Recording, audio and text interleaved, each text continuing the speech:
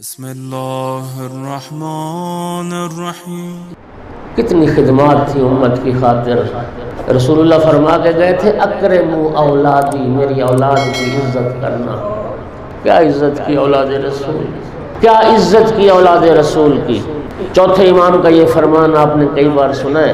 جب زندان شام سے قید گزار کے امام سجاد مدینہ آئے تھے، لوگوں نے پوچھا تھا آقا سنائیے کربلا شام میں کیا گزری؟ فرمایا ہمارے جد فرما کے گئے تھے کہ میری اولاد سے محبت کرنا اور میری اولاد کی عزت کرنا۔ اگر میرے نانا فرما گئے ہوتے نا کہ میری اولاد پر ظلم کرنا، اس سے زیادہ ظلم نہ کر سکتے جتنا ظلم مسلم۔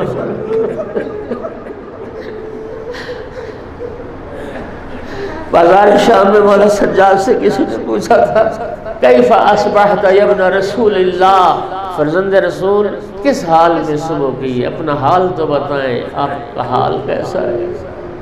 فرمایا اصبحنا خائفین برسول اللہ۔ خدا کرے میں جملہ سمجھا سکوں۔ مولا سجاد فرمانے لگے ہم رسول اللہ سے رشتہ داری کی وجہ سے ہر صبح خوف میں کرتے آخر فرمایا عرب عجم پر فخر کرتے تھے اس بات پر کہ رسول اللہ ہم میں سے ہے۔ عرب فخر کرتے تھے عجم پر کہ رسول اللہ ہم میں سے ہے، قریش فخر کرتے تھے کہ رسول اللہ ہم میں سے ہے۔ لیکن فرمایا جس کو پتہ چلتا ہے نا کہ ہم رسول کی اہل بیت ہیں، رسول کے تعلق و رشتے کی وجہ سے وہی ہم پہ ظلم کرتا ہے۔ اللہ اکبر۔ اس لیے معصوم نے فرمایا ما منا الا مقتول و مسموم۔ خدا جانتا ہے ائمہ اہل بیت میں سے 12ویں امام تو پردہ غیب میں ہے نا، باقی جو 11 امام گزر گئے نا اہل بیت رسول میں سے، یا تلوار کے ساتھ شہید کر دیے گئے یا زہر کے ساتھ شہید کر دیے۔ کیا عزت کی آل رسول کی، کیا توقیر کی اہل بیت رسول کی۔ امام جعفر صادق جو مسلمانوں کے محسن تھے، اتنی بڑی شخصیت، لیکن منصور دوان کی بغیرت نے ایک وقت وہ آیا کہ گورنر مدینہ کو حکم دیا کہ امام جعفر صادق کے گھر کو آگ لگا دی جائے، امام جعفر صادق کو گھر کو جلا دیا جائے۔ اللہ اکبر۔ امام کے گھر کو آگ لگائی گئی، دہلیز دروازے جل رہے تھے، دھواں اٹھ رہا تھا، اور امام صادق علیہ السلام اپنے بچوں کو اور اپنی بیٹیوں کو لے کے اس آگ سے باہر جا رہے تھے، اور زبان پہ یہ جملے تھے میں اسماعیل کا فرزند ہوں، میں ابراہیم کا فرزند ہوں، جس کے لیے اللہ نے آگ کو بردار بنایا۔ یہ تعظیم تھی کہ اہل بیت رسول کے گھروں کو آگ لگا دی جائے۔ میں عرض کروں گا مولا مظلوم ہے آپ، لیکن فرزند رسول اس مدینہ نے آپ کے گھرانے میں یہ آگ پہلی بار نہیں دیکھی۔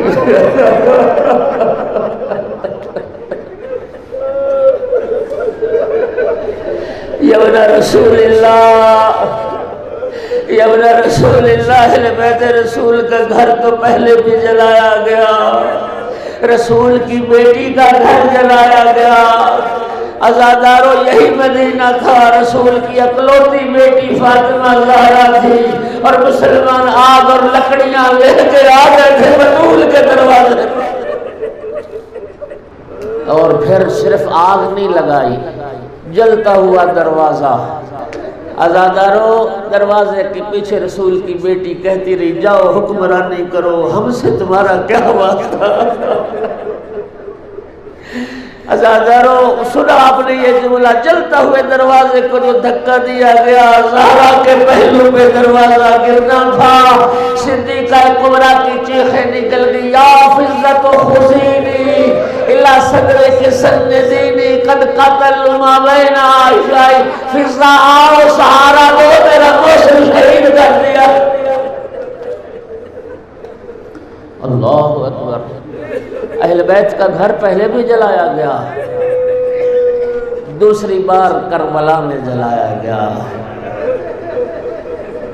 اللہ اکبر۔ عزادارو آپ نے سنا رسول زادیوں کے خیموں کو آگ لگی، جب خیموں کو آگ لگی نا کربلا میں، اطراف سے آگ لگی، پہلے رسول زادیوں کو لوٹا گیا، چادریں چھین لی گئیں، زیور اتار لیے گئے، مال اسباب لوٹ لیا گیا، پھر آگ لگا دی۔ اب جو آگ لگی نا تو میری آقا زادی زینب اس خیمے میں آئی جہاں بیمار بھتیجا بستر بیماری پر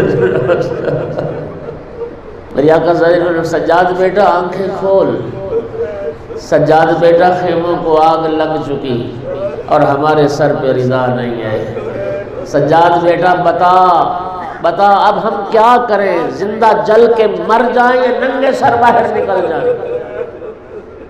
میرے آقا نے کیا فرمایا تھا؟ یا عمتی انت بحمد اللہ عالمۃ غیر معلمہ، پھوپھی اماں آپ عالم ہیں غیر معلم ہیں، آپ جانتی ہیں کہ جل مرنا حرام ہے، علیکن بالفرار، ننگے سر باہر نکل جاؤ، خاک کربلا کا پردہ بنا۔ میں کہتا ہوں عجیب حالات میں امام سجاد کی امامت کا آغاز ہوا۔ پہلا مسئلہ پوچھنے والی پھوپھی تھی اور مسئلہ یہ پوچھ رہی تھی سجاد بتا جل کے مر جاؤ یا زینب ننگے سر باہر نکل جائے۔ میں نہیں بھولتا سیالکوٹ میں علامہ اختر عباس نجفی خطاب فرما رہے تھے، انہوں نے یہ جملہ فرمایا تھا کہ جب علی کی بیٹی جانتی تھی مسئلہ شریعت، جانتی تھی کہ جل مرنا حرام ہے، تو پھر سید سجاد سے پوچھا کیوں تھا؟ وہ فرماتے تھے کہ میرا دل یہ کہتا ہے کہ شاید علی کی بیٹی نے اس لیے پوچھا ہو کہ بیٹا وقت کا امام ہے، کوئی ایسی راہ نکل آئے زینب کو جل مرنا منظور ہے، ننگے سر علی کی بیٹی اجرکم علی اللہ۔ اور حمید ابن مسلم کہتا ہے میں نہیں بھول سکتا وہ وقت کہ جب خیموں کو آگ لگی ہوئی تھی، ایک دراز کر بی بی تھی، شعلے اٹھ رہے تھے، کبھی وہ بی بی جلتے ہوئے خیمے کے قریب جاتی، آگ کی تپش مجبور کرتی، واپس پلٹ آتی، پھر اگر آگے قدم بڑھاتی۔ میں سمجھ گیا کہ شاید بی بی کا کوئی قیمتی سامان اندر رہ گیا، جس سامان کو اٹھانا چاہتی ہے۔ حمید کہتے ایک مرتبہ میں نے دیکھا جلتے خیمے میں علی کی بیٹی داخل ہو گئی اور خیمے سے جو نکلی پشت پہ سید سجاد کو اٹھایا ہوا تھا، اور بعید نہیں مقتل کا رخ کر کے فرمایا بھیا دے تو اکبر کو اٹھا لایا تھا، میں تیرا سجاد اٹھایا۔ اجرکم علی اللہ۔ اور تیسری بار امام جعفر صادق علیہ السلام کے گھر میں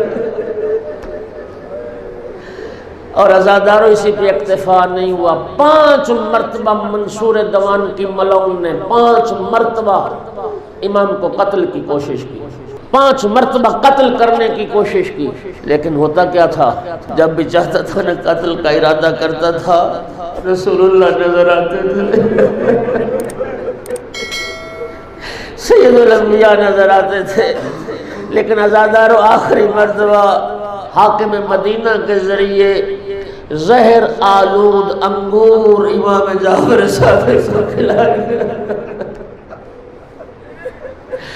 عزاداروں زہر آلود انگور نے امام کے وجود پہ اثر کیا، عزاداروں خون کی قیانہ شروع ہوئی، امام صادق علیہ السلام بستر شہادت پر تھے۔ شیعوں آخری وقت میں 2 باتوں پہ امام نے بڑا زور دیا، شیعوں نہ بھلانا اپنے امام کی اس وصیت کو۔ ایک وصیت صلہ رحمی کے بارے میں کر کے گئے، اپنے رشتہ داروں کے ساتھ صلہ رحمی کرنا، اپنے رشتہ داروں کے ساتھ قطع رحمی نہ کرنا۔ بستر شہادت پہ اپنے ایک ایک رشتہ دار کو یاد کر رہے تھے اور مال کے متعلق وصیت کر رہے تھے، اتنے درہم فلاں کو، اتنے دینار فلاں کو، یہ مال فلاں کو، اپنے ایک ایک رشتہ دار کے بارے وصیت۔